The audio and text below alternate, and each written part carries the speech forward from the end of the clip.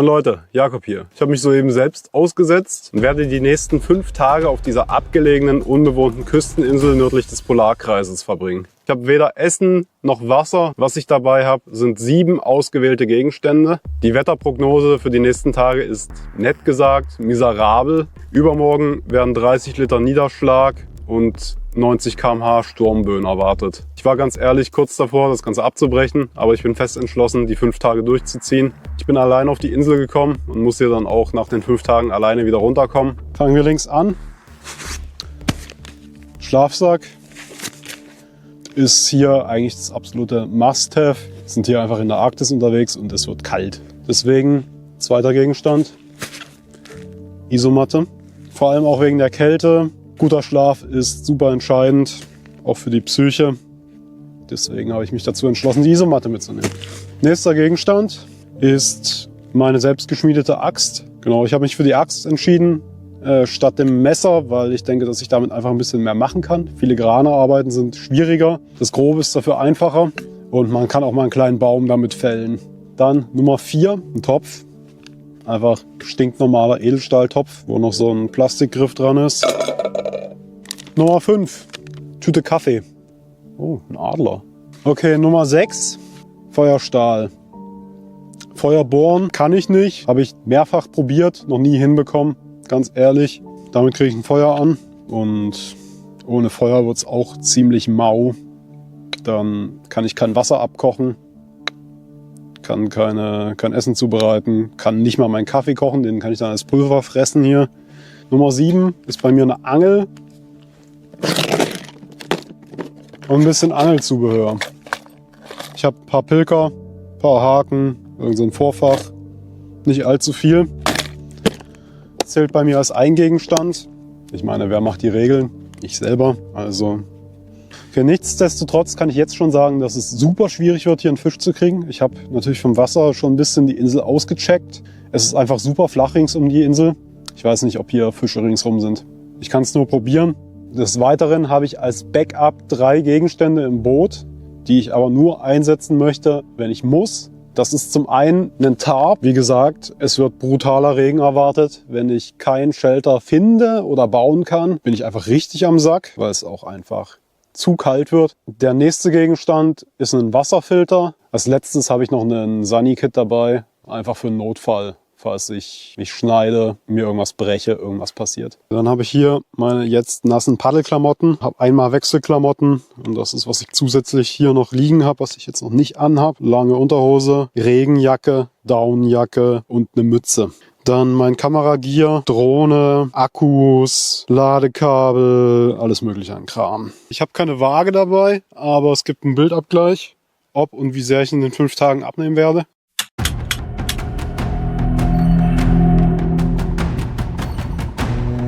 Ich gehe mich jetzt eine Runde umsehen auf der Insel, aber ich habe diese Bucht, wo ich hier angelandet bin, schon nicht ohne Grund ausgesucht. Ich hatte das Gefühl, dass die Bucht hier die am besten geschützte Lage hat. Ich habe mir schon die Downjacke angezogen. Es ist schon sehr kalt. Das da hinten sieht nicht gut aus. Ich muss mich echt beeilen.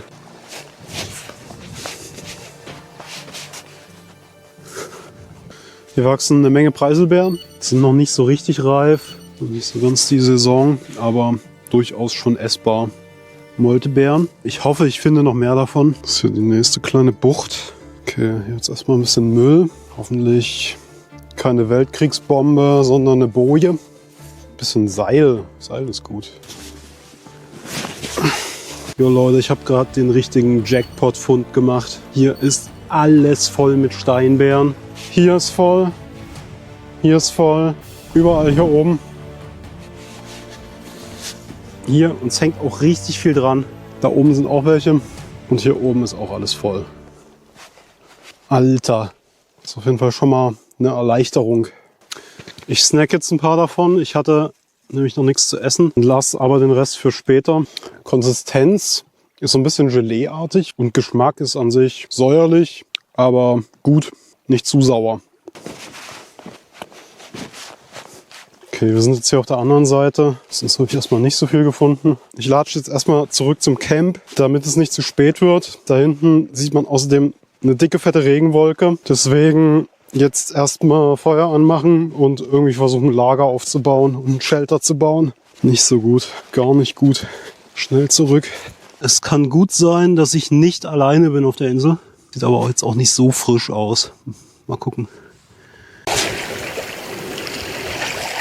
Bevor ich jetzt damit anfange, hier das Lager aufzubauen und ein Shelter zu bauen, möchte ich erstmal ein Feuer versuchen anzukriegen, damit ich mir erstmal ein Wasser abkochen kann. Alles nass, hat geregnet. Es wird spannend. Hier in diesen Bäumen hängen überall so kleine Flechten. Ich guck mal, die sind eigentlich ziemlich trocken. Das Kleinzeug hier ist auch gut trocken.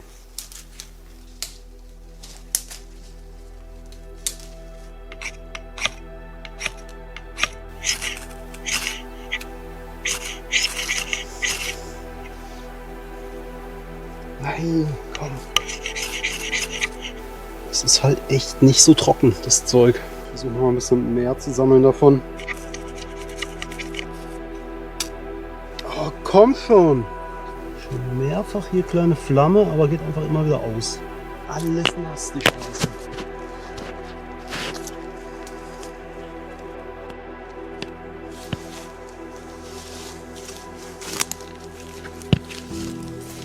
Ich habe gerade einen riesen Haufen mit Müll gefunden. Und da ist einfach eine fucking Plane mit dabei. Das ist einfach eine scheiß Plane. What the hell?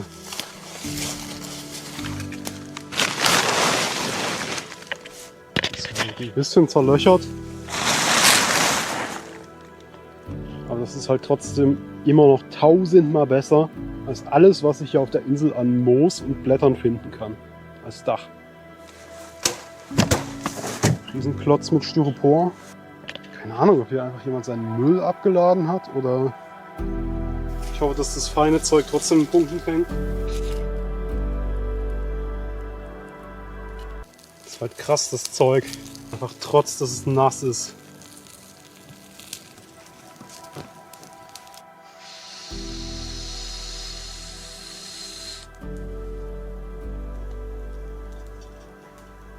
So, für den Geschmack. So ein paar Nadeln. Von einer Fichte. Okay, Feuer brennt, Wasser kocht. Ich fange jetzt mal an, mein Lager zu bauen. Suche mir ein paar Bäume, dann geht halt tot.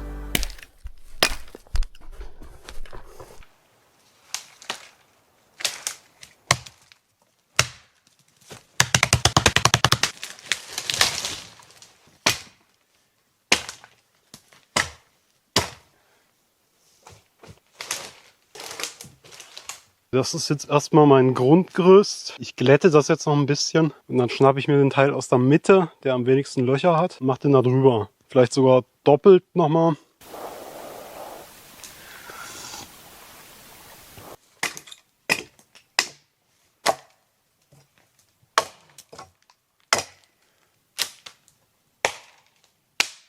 Oh, und auf der Plane kriechen erstmal hier eine Menge Regenwürmer rum. Die sammle ich mir ein.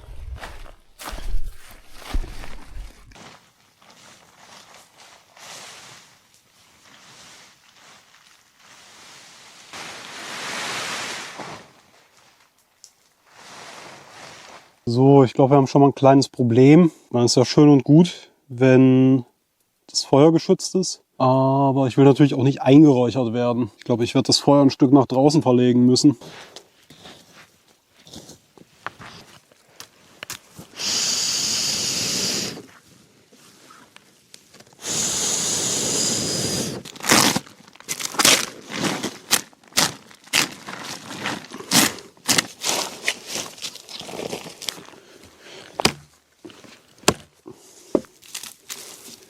Ich muss sagen, ich finde es einerseits ein bisschen traurig, dass überall Müll rumliegt. Egal wo du bist, am Meer, es gibt Müll. Andererseits muss ich aber auch sagen, dass mir diese Plane wirklich extrem gelegen kommt.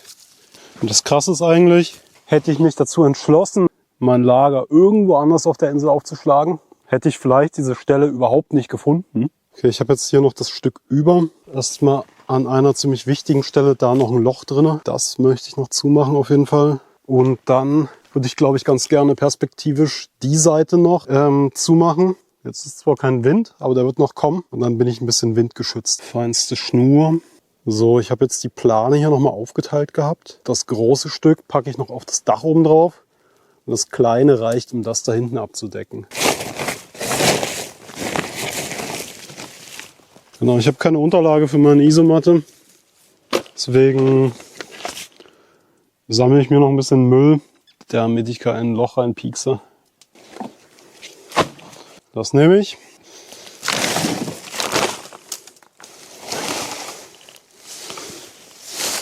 Das behalte ich mal im Hinterkopf.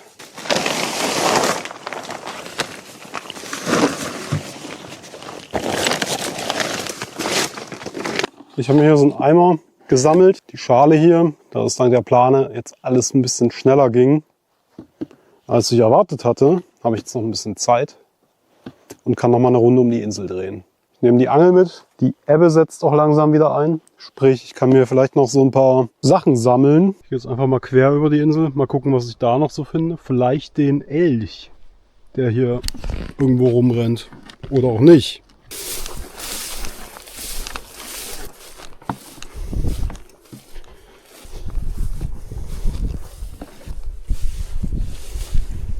Ist auf jeden Fall schon mal ganz schön windig im Vergleich.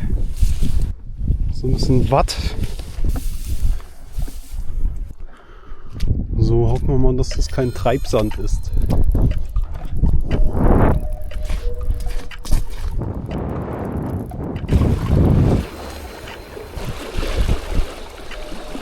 So, also bisher sieht es schlecht aus. Es ist quasi, wie ich vermutet habe. Es ist einfach zu flach rings um die Insel. Der Sonnenuntergang ist krass dafür. So, hier sind einmal Miesmuscheln, die sind noch ein bisschen klein. Hier haben wir trotzdem ein paar mit. Und dann gibt es hier diese Seepocken, die so auf den Stein drauf kleben. Die kriegt man aber natürlich runtergehebelt. Die kann man auch essen.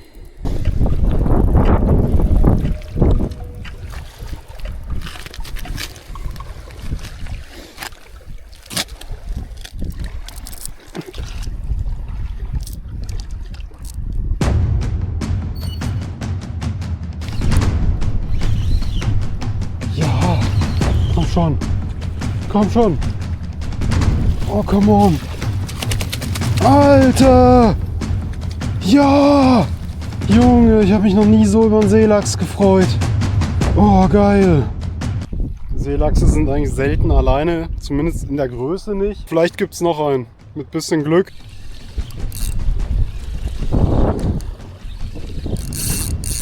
Schade, vorne ein Hänger. Ja! Ich hab noch was.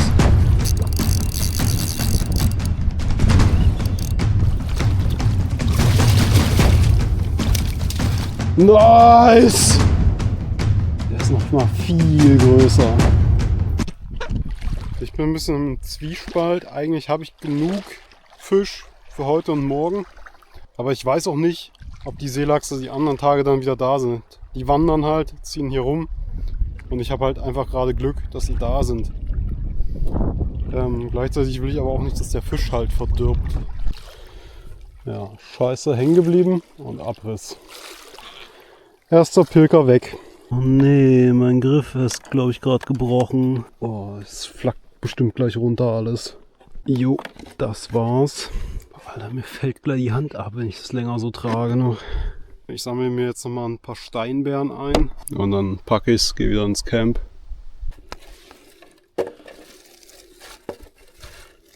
Okay, naja, so richtig groß ist die Ausbeute nicht, aber ich sehe auch einfach nichts mehr. Ich habe eine Stirnlampe mit, dass ich auch im Dunkeln ein bisschen was filmen kann. Die habe ich auch nicht in die 7 Items mit reingezählt. Ich werde die Fische jetzt mal ausnehmen. Einfach nochmal zum Zeigen. Das ist die Ausbeute.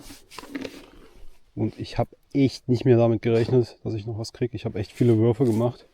Und dann an dem letzten Spot gab es die beiden noch. Der eine ist ein richtiger Oschi. Jetzt mal Hand im Vergleich. Okay, das ist jetzt auf jeden Fall für mich auch ein bisschen eine Premiere. Ich habe noch nie einen Fisch mit einer Axt ausgenommen. Damit Feuer anmachen hat der auf jeden Fall nicht unbedingt so gut getan.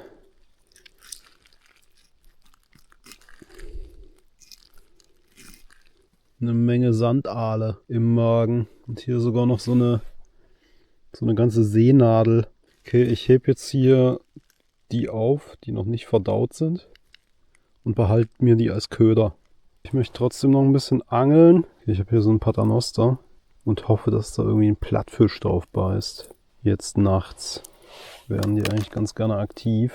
Okay, ich muss glaube ich erstmal kurz nach meinem Teewasser schauen. Jo, genau deswegen muss ich erstmal nach meinem Teewasser schauen. Okay, zurück zum Plan. Ich bestücke das jetzt hier mit Köder. Einmal mit den Regenwürmern von der Plane. Genau, und dann überlege ich noch, ob ich Sandaal probiere oder hier so eine Muschel. Naja, und dann habe ich noch zur Auswahl Milz ist es, glaube ich, von dem Fisch. Okay, also ich probiere Muschel, halb verdaute Seenadel und Regenwurm. Ich habe meinen Fisch hier zum Trocknen aufgehängt. Ich kann mir vorstellen, dass es sonst einen Fuchs gibt, der dreist ist und den klaut. Dann habe ich mir ein bisschen Birkenrinde noch gesammelt. Die packe ich in mein Lager. Schön regenfest und trocken, dass ich was für die Tage habe, falls das Feuer nochmal ausgeht, was bestimmt passieren wird. Genau, ich snack jetzt noch meine Beeren, meine Steinbeeren. Trinke nochmal einen Fichtentee, nochmal schön Flüssigkeit. Und dann haue ich mich schlafen. Isomatte muss ich noch aufpumpen, leider. Und hoffe, dass mein Dach heute Nacht dicht hält.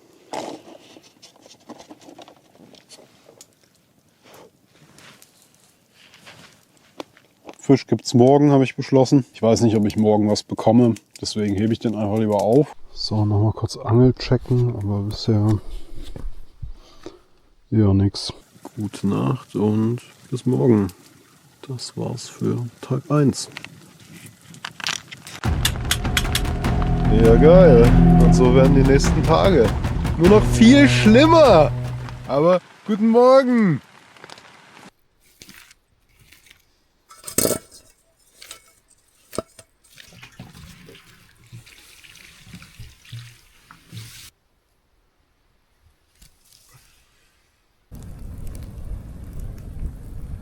Oh, ich habe nochmal geschlafen.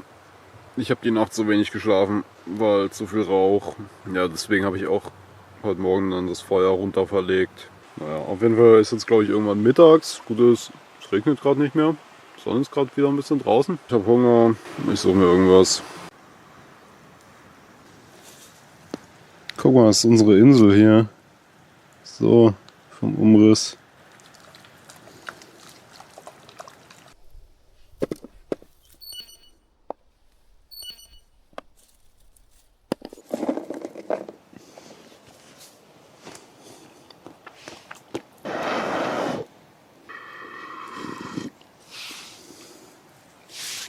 Oh, geil. Frühstück.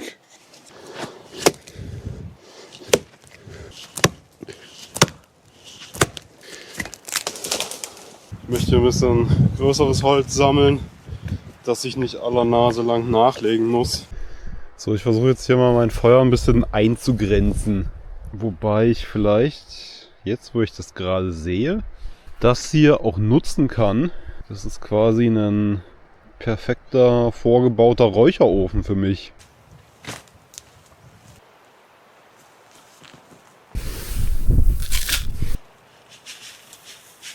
So Leute, ich habe gerade ein bisschen Feuermanagement betrieben. Einfach weil mich dieser Qualm von diesem schwelenden Boden so genervt hat. Ich habe jetzt alles hier mit Steinen und Sand ausgepflastert. Und ich habe hier auch diesen großen Stein freigelegt. Einerseits, weil mich halt der Qualm genervt hat und andererseits hat er hier aber auch so eine geile Fläche, die ich gut nutzen kann. Ich habe die schon ein bisschen sauber gemacht. Ich nehme jetzt meinen Seelachs einfach hier drauf. Der Stein ist warm, ist nicht wirklich heiß, aber das Feuer kann den jetzt so langsam durchgaren und da muss ich halt immer ein bisschen Holz näher ranpacken. Ich bin ein bisschen genervt davon, überall die Axt mit hinschleppen zu müssen, weil die ist auch gut schwer. Ich versuche jetzt mal mir irgendwie eine Art Messer zu improvisieren. Ist ein bisschen schwierig, weil es ja nicht so richtig die passenden Steine dafür gibt. Naja, okay, das Einzige, was ich hier gefunden habe, ist so ein Quarz. Das zerbröselt hier eigentlich nur. Das macht nicht wirklich eine scharfe Kante. Probieren wir das. Das ist ein bisschen besser. Okay, also das hier ist das Beste, was ich habe.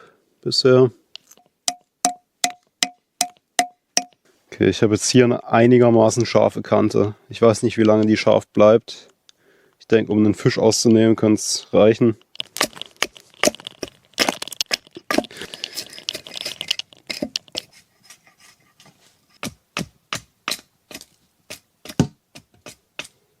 So, einmal Löffel, einmal Gabel. Geht auch mit der Axt. Vielleicht noch einmal drehen. Oh, ich glaube fast, der ist eh schon gut. Und einen Handfeger gibt es jetzt auch noch.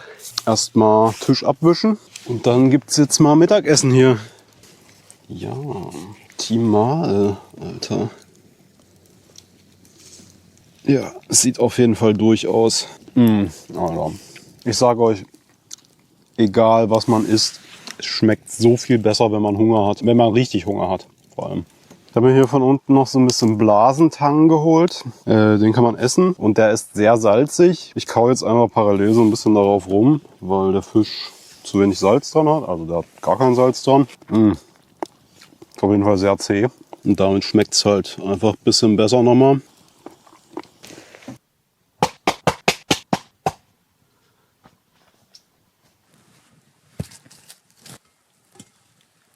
Leider habe ich gerade meinen Griff vom Topf zerbrochen. Das ist ein Stück rausgebrochen. Das ist natürlich sehr, sehr nervig jetzt. Ich muss mir jetzt irgendwas überlegen, wie ich das Ding halt vom Feuer hoch und runter bekomme. Ja, das geht. Jo, ich lasse das Wasser jetzt mal abkühlen. Drehe mal noch eine Runde über die Insel mit der Angel auch. Guck mal, ob ich vielleicht noch einen Fisch bekomme. Genau, und dann habe ich noch ein bisschen was geplant für nachher. Damit nicht wieder mein Arm abfällt, habe ich mir diese sexy Handtasche hier gebaut. Big Wow. Ich nehme mit meinen Bärenbecher, meine Angelköder und mein Messersteinchen. Ah ja, und eine Mütze. So Leute, hier gibt es jetzt erstmal eine essbare Wildpflanze. Das hier ist der Strandwegerich. Der sieht auch so ein bisschen so aus wie so ein Spitzwegerich, bloß noch längere Blätter und wächst halt am Strand. So sieht es aus. Kann man roh und gekocht essen.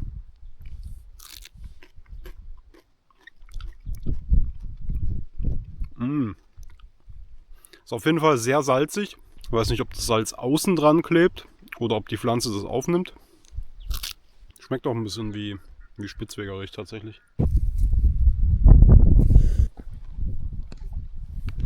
Also beim Angeln hatte ich bisher keinen Erfolg. Mal gucken, ich probiere jetzt nochmal die Stelle von gestern, wo ich die Seelachse hatte. Ja, leider kommt man nicht mehr rüber. Wir haben schon zu viel Flut.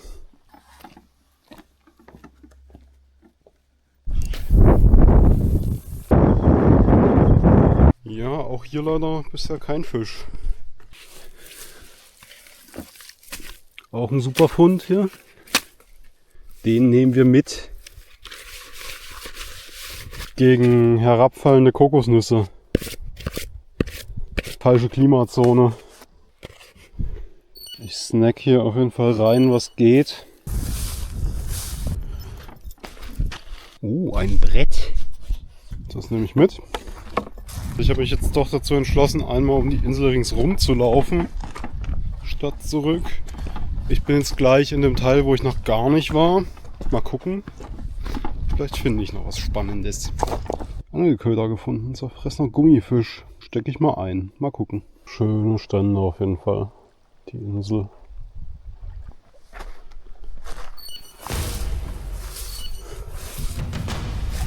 So Leute, ich habe hier gerade noch einen anderen Kackhaufen entdeckt, der mir ein bisschen Sorgen macht. Ich bin jetzt kein Experte, aber ich habe das Gefühl, das sieht aus wie ein Kackhaufen von einem Bären. Der ist aber auch schon einfach ein bisschen älter. Hoffen wir einfach mal, dass sich der Bär nicht mehr auf der Insel befindet. Die Vogelbeeren hier sehen von allen, die ich bisher gesehen habe, am reifesten aus. Okay, ja, ich nehme ein paar mit. Kann ich vielleicht zerkochen oder so. Okay Leute, ich bin jetzt an der letzten Spitze von der Insel angekommen. Ich probiere noch mal ein paar Würfe mit der Angel. Hier ist so ein Tümpel, so ein Gezeitenpool. Da hat es noch ein paar größere Miesmuscheln drin. Ich nehme noch ein paar mit.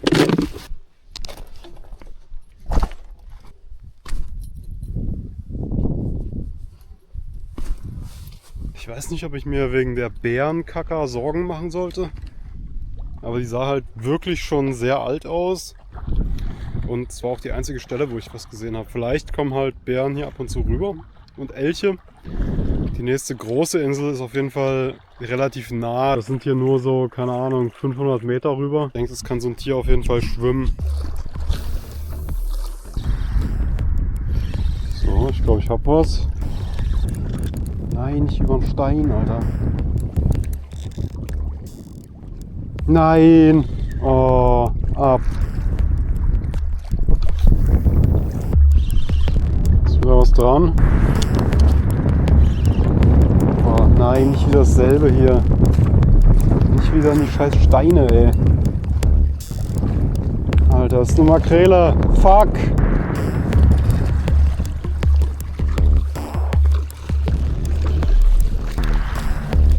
Oh, Alter! Junge! Oh, ist ab! Alter! Alter, die sind so leicht wieder zu verlieren. Weil die einfach so ausrasten. Alter! Das ist ein richtig guter Fang. So, ich kill die jetzt schnell. Es wird mir jetzt zu kalt und ungemütlich. Ich pack's jetzt, gehe zum Camp, mach mir Essen, mach Feuer wieder an. Brett nicht vergessen. Ein Teller. Und ein bisschen Schnur. Was ist das hier? Platzpatrone. Ist auf jeden Fall schon abgefeuert.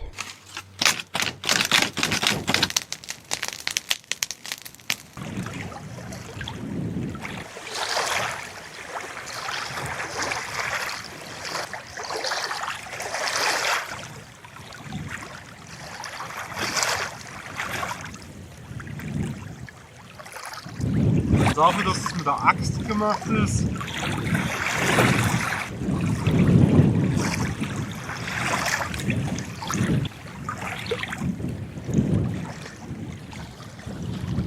Nehmen wir jetzt hier so einen Schluck Salzwasser mit. Die Dosierung ist allerdings ein bisschen schwierig. Das Ganze fülle ich dann mit Süßwasser auf. Au, au, au, au. Die Gräte vom Seelachs, die werde ich da jetzt auch mit reinhauen. Und den Kopf haue ich auch mit rein. Und dann möchte ich hier noch ein bisschen was sammeln. Wir haben hier überall diesen Lorbeer wachsen. Und ich sammle einfach so ein paar Beeren von dem ab. Die haue ich dann als Gewürz mit rein. Sehen noch unreif aus, aber ich glaube, das macht nichts. Das nächste, was ich noch sammeln möchte, ist... hier wächst überall diese Pflanze, das schottische Liebstöckel. Es schmeckt wie Liebstöckel, nur ein bisschen penetranter noch. Davon werde ich mir auch ein paar Blätter einsammeln. Die hier, genau, und das haue ich als Gewürz mit in meine Suppe rein. Man kann es auch so ein bisschen in der Hand zerreiben und dann dran riechen, dann merkt man gleich diesen sehr markanten Geruch. Und was auch noch mit rein soll, sind die Vogelbeeren. Einfach um noch ein bisschen Säure dazu zu geben.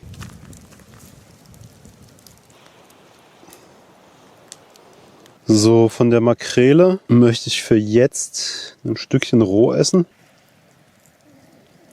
Ich habe mit Makrele auf jeden Fall auch schon Sushi gemacht. Das geht ganz gut.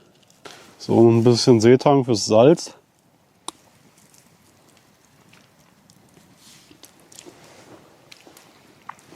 Nochmal klein schneiden. Aber ja, ist gut. Und dann habe ich mir für den Rest überlegt, dass ich mir den hier auf meinen Stein packe. Und dann schiebe ich das hier in meinen Räucherofen rein. Lass es quasi hier langsam durchräuchern von dem Rauch, der hier die ganze Zeit hochsteigt. Und dann mache ich noch einen Deckel drauf, dass der Rauch ein bisschen gehalten wird. Okay, ich denke, heute bin ich versorgt mit der Suppe, die ich mache. Und mit dem Stück von der Makrele. Ich habe immer noch den Seelachs, der da hinten am Baum hängt. Ich denke, morgen Mittag sollte ich den aber spätestens machen.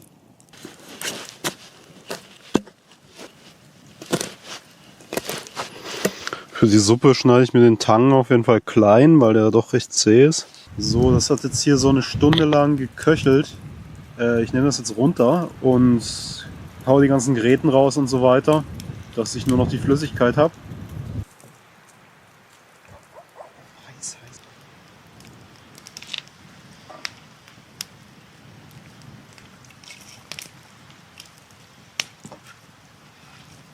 Dann hier noch ein bisschen von diesem schottischen Liebstöckel in frisch. Und dann pule ich hier noch diese Gräte ab und hau das Fleisch rein, was hier noch irgendwie dranhängt.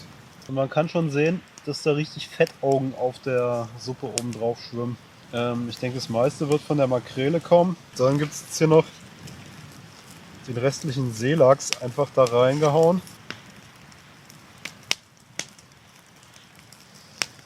Ja, ist geil, oder? Man sieht wirklich die Fettaugen oben drauf. Kalorien!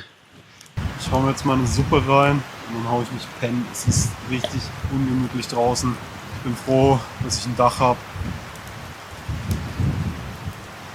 Schmeckt auf jeden Fall nach der Pflanze, nach dem Liebstöckel. Aber es ist richtig geil. So, ich habe gerade die Makrele gecheckt und die sieht eigentlich auch gut aus. Es scheint schon recht warm zu sein da unten drinnen. Tag 2 ist rum, ich hau mich jetzt hin. Ja, morgen soll der Scheißtag werden. Schauen wir mal. Gute Nacht.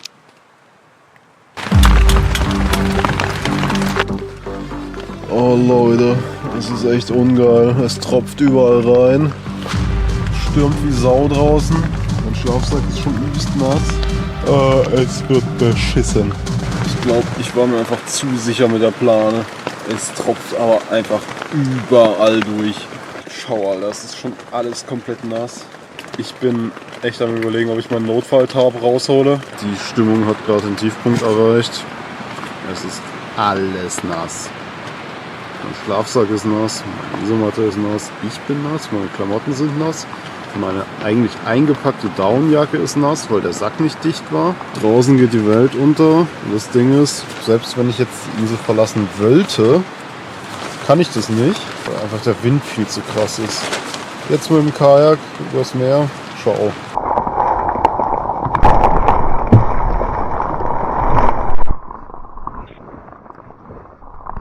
Ach du Scheiße, Alter.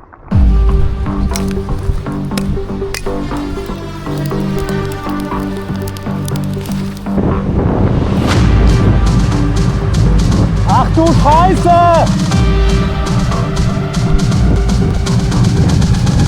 What the fuck? Es hat einfach mein scheiß Boot weggeweht. Ach du Scheiße, Alter. Oh Gott.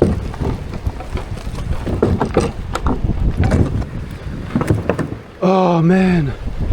Ja, ihr habt gesehen, ich habe das Notfalltarp rausgeholt. Das war die richtige Entscheidung auf jeden Fall. Das Einzige, was ich bereue, ist, dass ich zu lange gezögert habe.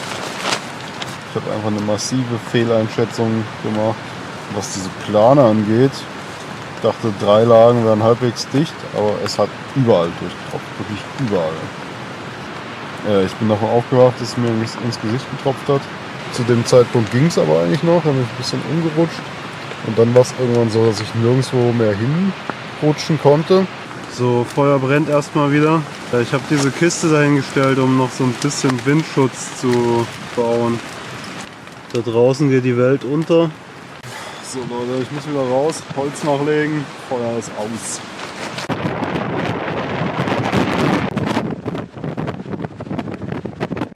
Ach ja, falls ihr euch fragt, warum ich das Tarp eigentlich drunter gespannt habe und nicht drüber.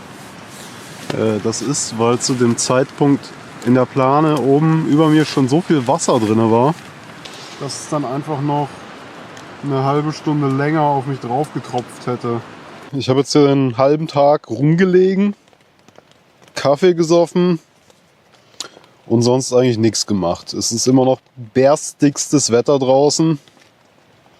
Ich würde gerne rausgehen, mir was zu essen machen. Ich habe Sackhunger gerade.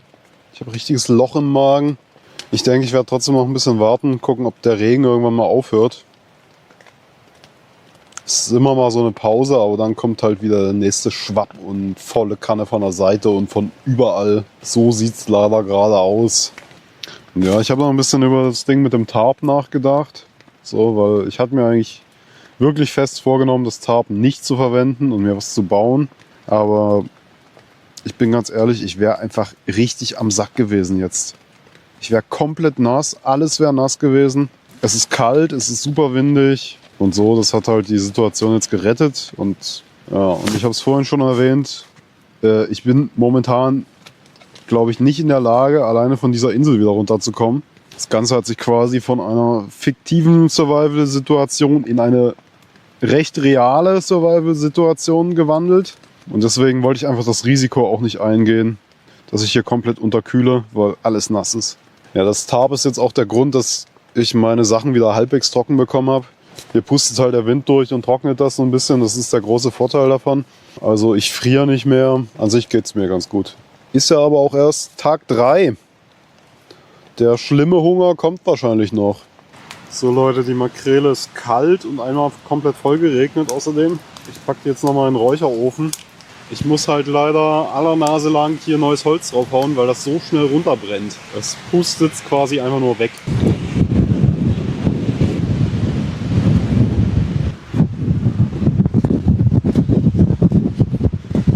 Hier hat es auf jeden Fall mal eine Menge Preiselbeeren. Rein damit! Ich habe gerade noch mal um die Ecke geschaut und ich muss sagen, meine Stelle drüben ist im Vergleich echt wenig windig.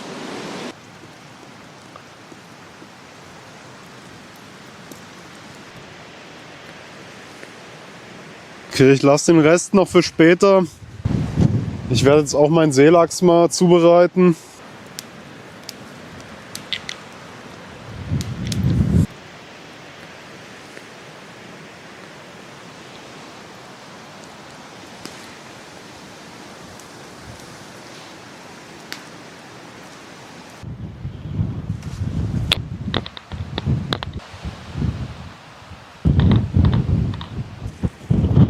So Leute, ich habe mir noch mal einen Becher voll mit Steinbeeren gesammelt. Ich gehe jetzt durch den Wald zurück. Mir ist einfach zu windig draußen und zu kalt. Vielleicht sehen wir einen Elch. Der hat hier auf jeden Fall schon wieder seine Hinterlassenschaften gemacht. Ich glaube, man kann die theoretisch essen, aber so sicher bin ich mir dann doch nicht, dass ich das jetzt riskieren möchte. Außerdem enthalten Pilze jetzt auch nicht gerade viele Kalorien.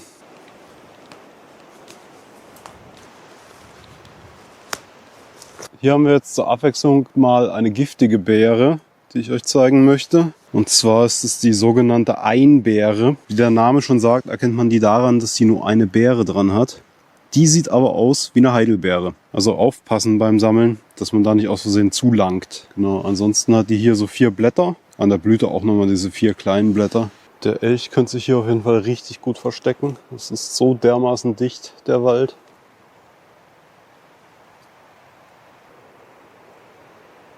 Ich weiß leider auch nicht, was das ist für ein Pilz. Aber der wächst hier überall. Ich habe auf jeden Fall gut was zusammenbekommen. Ich denke, ich habe so 200 Gramm.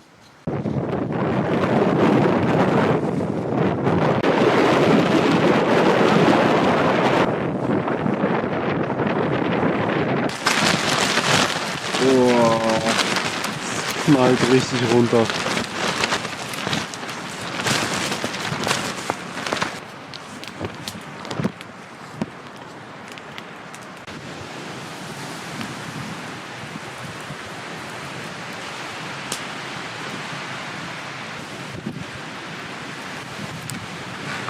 Ist immer noch sehr windig, aber ich drehe noch eine Runde und hoffe, dass ich noch so eine Makrele bekomme. Ich habe auch schon Todeshunger langsam, aber ich hätte wirklich gerne noch eine Makrele. Seelachs macht einfach nicht wirklich satt und es ist auch einfach, hängt einem irgendwann so richtig zum Hals raus, kann ich euch sagen.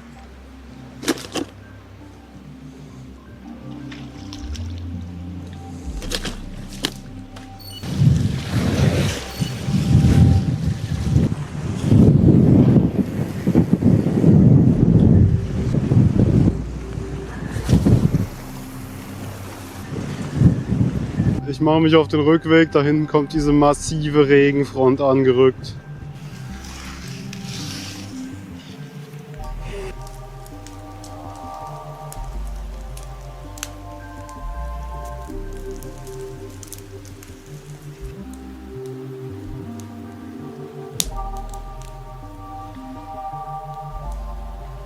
Tee gibt es auch noch.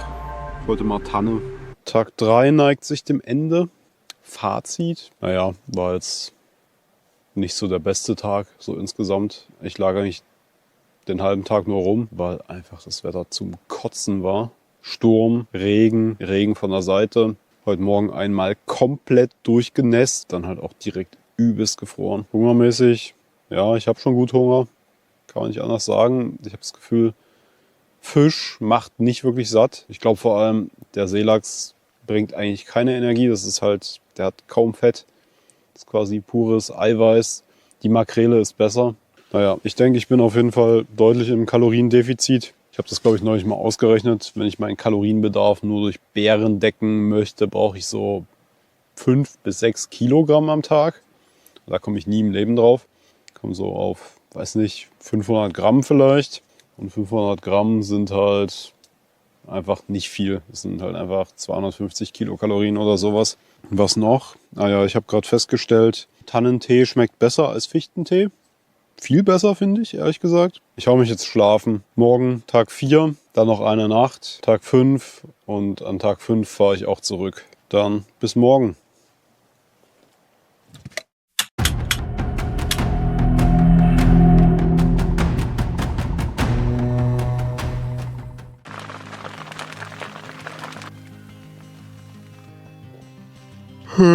Moin Leute. Es hat gerade aufgehört zu regnen. Es ist ziemlich schön draußen. Ziemlich ruhig. Ich habe zur Abwechslung mal gut geschlafen. Viel geschlafen. Es war warm. Nicht nass. Alles super. Alles top. Ich probiere jetzt mal das Feuer wieder anzubekommen. Es ist nämlich auch ziemlich kalt geworden.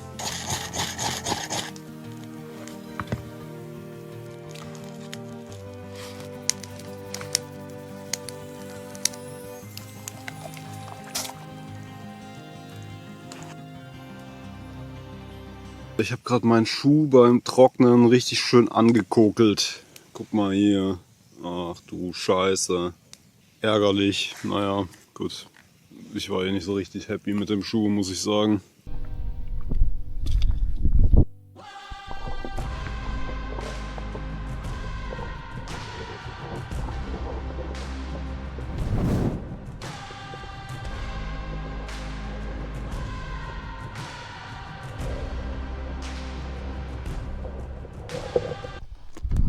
So Leute, hier gibt es jetzt noch mal eine Beere, die ich euch zeigen kann. Das ist die Rauschbeere. Sieht aus wie eine Heidelbeere. Wird auch von den meisten Menschen mit einer Heidelbeere verwechselt.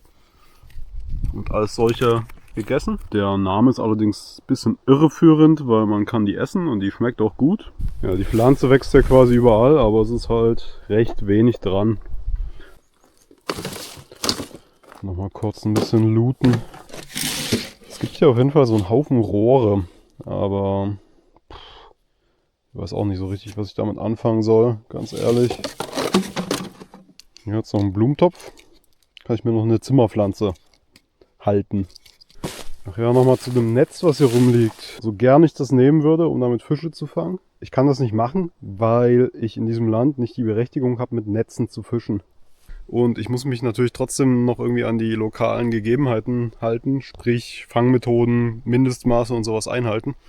Und kann ich einfach random hier alles machen, was ich will. Deswegen kann ich auch nicht alles essen, was ich vielleicht gerne essen würde. Aber ja, das ist halt so. So, ich probiere glaube ich nochmal das Paternoster Moped. Der Stein hat sich auf jeden Fall schon gut ausgezahlt. Zumindest zum Angelschnurschneiden geht er ziemlich gut. Ich hatte auf jeden Fall gerade einen Biss, aber ist leider nicht hängen geblieben. Jetzt. Das fühlt sich auch nicht so klein an. Oh, komm schon. Nein. Oh, scheiße, hängt fest. Oh, komm schon. Alter, geil. Oh, meine Rettung, Alter. Ein Dorsch. Und der ist sogar maßig. Ich habe noch was Größeres. Scheiße, es hängt fest. Oh, volle Kanne.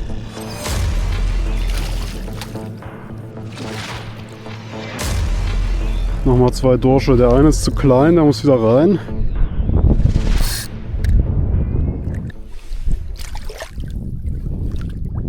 Richtig schöne Farbe auf jeden Fall, aber ich glaube, der ist ein bisschen zu klein noch.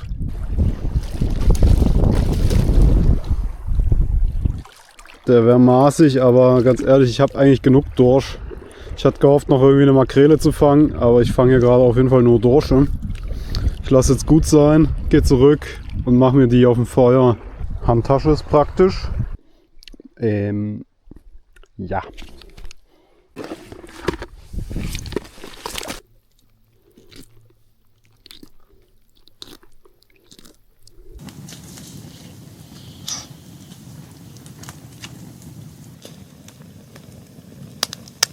So Leute, jetzt gibt es ja auch mal die Muscheln, die ich hier seit 3 Tagen schon parke. Ich würde mal denken, dass es humaner ist, erst das Wasser zu kochen und dann die Muscheln reinzuhauen. Ich denke, der Dorsch ist auf jeden Fall jetzt fertig. Okay, Wasser kocht. Jetzt kommen erstmal die Muscheln rein. So, und das lasse ich jetzt aber auch mal so 10 Minuten kochen. Naja, stellenweise ein bisschen zäh geworden. Trotzdem noch 100-mal besser als der Seelachs von gestern. Seelachs geräuchert.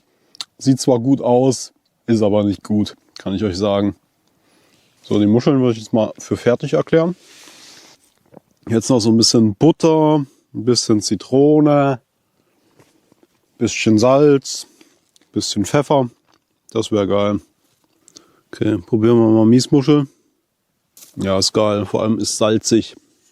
Probieren wir mal diese Seepocke. Ist auch gut. Ist aber zäh, muss man sagen. Miesmuscheln sind ziemlich mickrig, muss man sagen, wenn man die jetzt mal so mit den gekauften vergleicht. Aber trotzdem gut zu essen. Bisschen Sand drin. Ich fühle mich auf jeden Fall jetzt halbwegs gestärkt. Wie ich mich auch fühle, ist vor allem sehr dreckig. Deswegen gehe ich jetzt mal ins kalte Wasser, auch wenn es Energie raubt.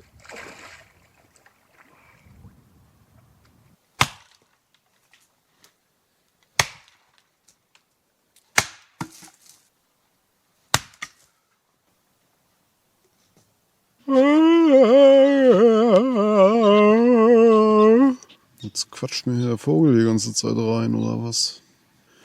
Okay Leute, das war Tag 4. Morgen noch ein bisschen hier. Und dann mache ich mich morgen aber auch auf den Rückweg. Es wird auf jeden Fall nochmal anstrengend, das Stück zurück zu paddeln. Bisheriges Fazit auf jeden Fall. Ich finde es härter als gedacht. Trotz dass ich eigentlich recht viel gegessen habe, habe ich mich heute super energielos gefühlt, zeitweise. Fisch macht einfach nicht wirklich. Der gibt einfach keine Energie, das ist das Ding. Bären auch nicht wirklich. Ja, irgendwann hängt einem der Fisch dermaßen zum Hals raus. Das ist krass. So, aber klar, es ist natürlich besser als nichts zu essen. Wir sehen uns morgen.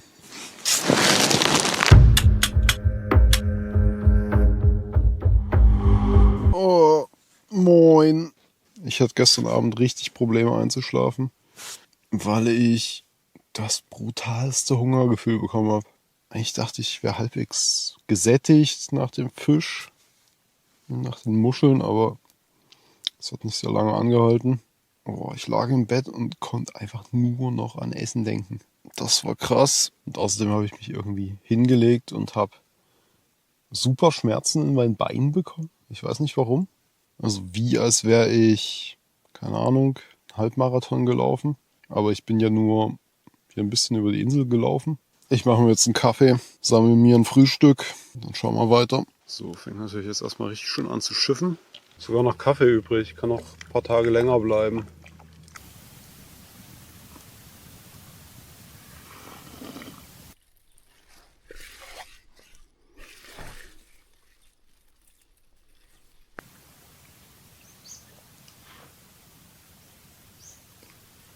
Ich weiß nicht warum, aber meine Beine fühlen sich an, als wäre ich einen Höllenmarsch gelaufen. Hey Leute, ich habe gerade mit der Drohne was entdeckt, was wir unbedingt auschecken müssen. Da ist gerade ein Adler weggeflogen, hier vom Baum. Ich hoffe, ich kriege ihn. Ich kann leider nicht ranzoomen mit dem Objektiv, was ich drauf habe. Oh, Alter. Hier ist nochmal so eine Lichtung auf der Insel, ganz im Inneren, tief im Inneren. Bin ich noch gar nicht lang gekommen.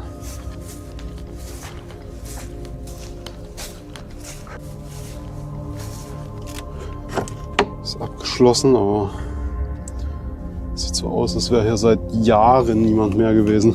Ist auch alles komplett eingewachsen. Ich würde gerne mal reinschauen, aber ich sehe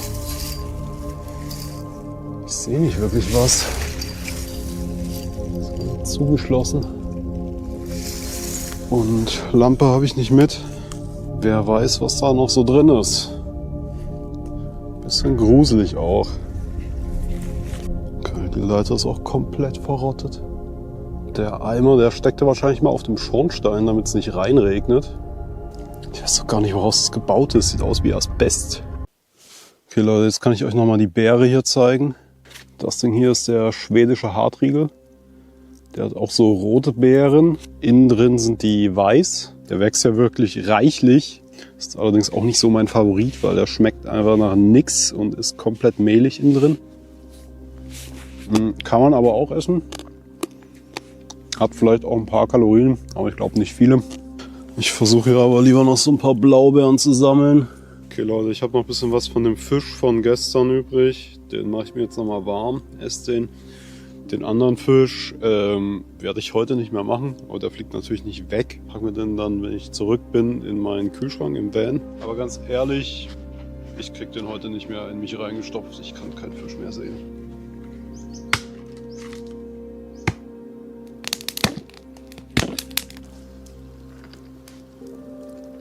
Oh Leute, ich habe gerade einen akuten Kotzreiz bekommen beim Fischessen. Ich kann es nicht mehr sehen. Ich kann es wirklich nicht mehr sehen. Ich habe so viel Fisch gegessen. Mein Körper wehrt sich dagegen.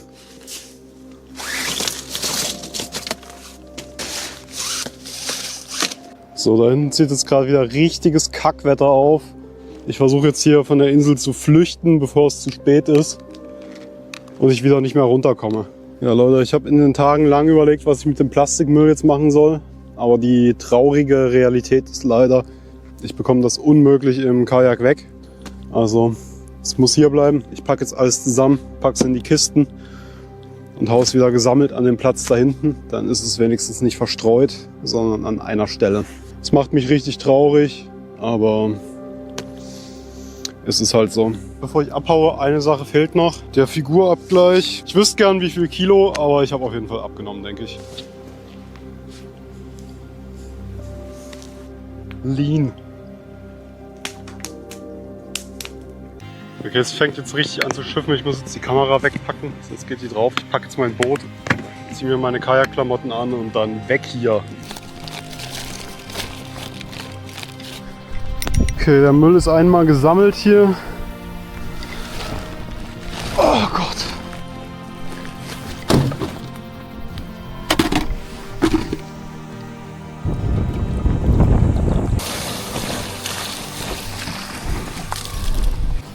So, tschüss Müllhaufen, tschüss Insel.